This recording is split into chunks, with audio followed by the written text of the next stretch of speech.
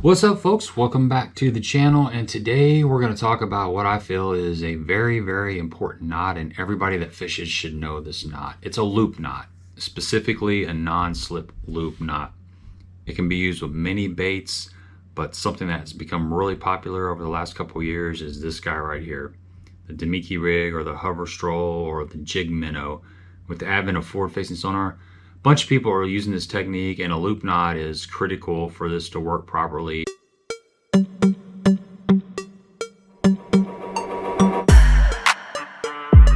It's not just for this though. You can use it on a lot of different baits. This fall I was using it on a frog. If you're newer to topwater fishing and you're trying to work on that walk the dog technique, a loop knot is really beneficial because it gives the bait a lot of freedom. Any kind of topwater, any kind of frog, that loop knot will let it do what it's supposed to do. Also a jerk bait, crankbait, it just allows the bait to move. It gives it free movement.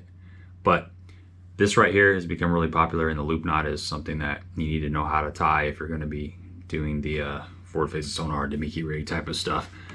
So let's get after it.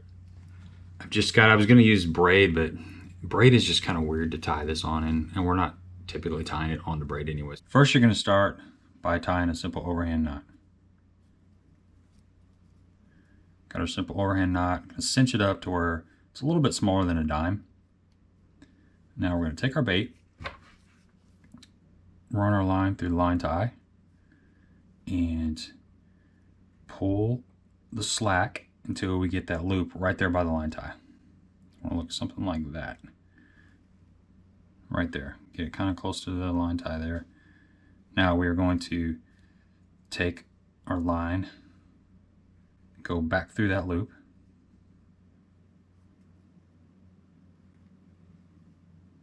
There we go. We're going to be left with this. It's going to look just like this. Now once again, we want to pull on that tag and get that loop pretty close to the line tie. And the reason why is this dictates how big your loop is. So basically, the closer you got that little loop to your line tie, that's the smaller your loop is going to be. And you don't want your loop to be so big that it wraps around the hook point. You want to keep it as small as possible.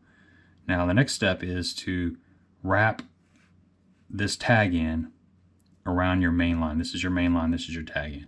So we're going to make 5 wraps. 1, 2, 3.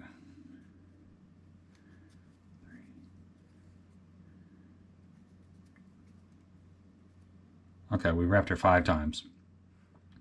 We're left with this. Now we want to take this tag and go right down in between that. Okay? And then we are going to grab that tag.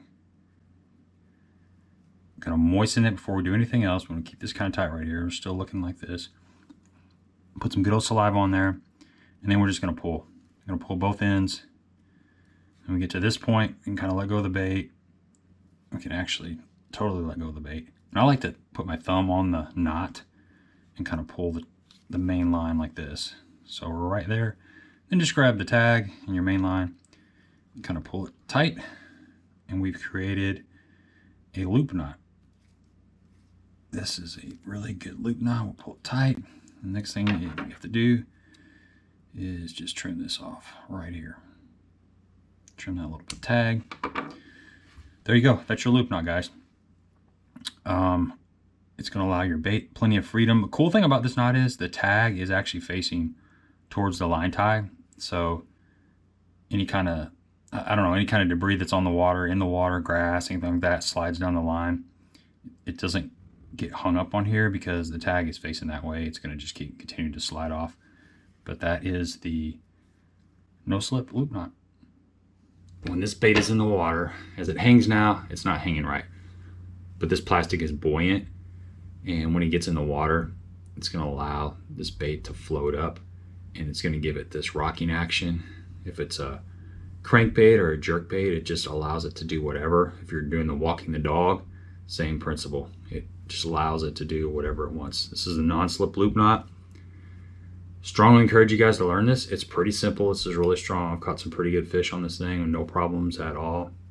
Give me a thumbs up if you appreciate this content, and consider subscribing to the channel. Until next time. you.